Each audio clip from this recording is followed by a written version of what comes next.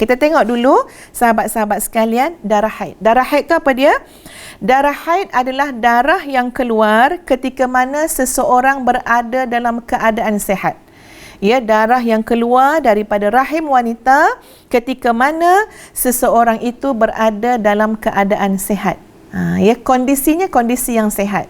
Jadi itu adalah satu yang kadang-kadang dipanggil juga dam tabi'i. Maknanya apa? Darah yang semula jadilah normal bagi seorang wanita, ya, keluar darah tersebut. Tak ada masuk hospital. Kenapa masuk hospital, Kak? Sebab keluar haid. Tak ada kan? Sebab nak bagi tahu apa? Normal je keluar haid ni, sehat je keluar darah haid ni.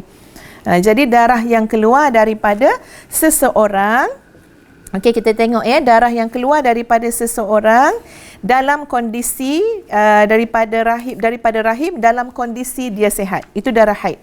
Adapun darah nifas, darah yang keluar selepas bersalin.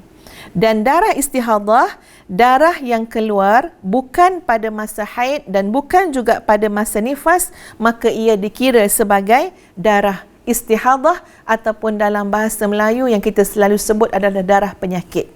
Okey. Apa maksud dam fasad? Apa makna darah?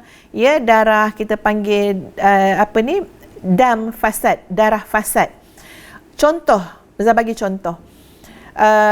Sekiranya seseorang itu, seorang perempuan, ya, seorang gadis itu ataupun seorang perempuan keluar darah daripada farajnya sebelum dia berusia 9 tahun. Dia belum usia 9 tahun, dia baru usia 8 tahun, dia baru usia 7 tahun. Tak tengok dah keluar darah, mak dah suspend dah, ya. Dah macam risau sangat, apa dah, ini darah apa, dah haid ke? Sebenarnya dari segi hukum, ya, dari segi hukum apa dia? Darah itu bukan darah haid, darah tu bukan darah istihadah, tapi darah itu adalah darah fasad.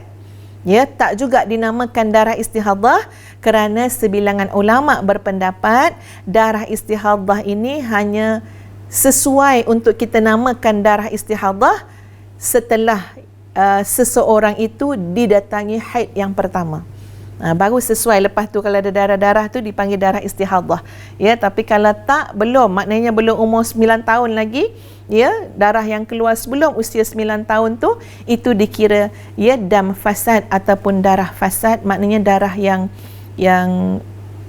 boleh masukkan darah penyakit juga, darah yang rosak lah, ya, yang keluar daripada faraj seorang wanita.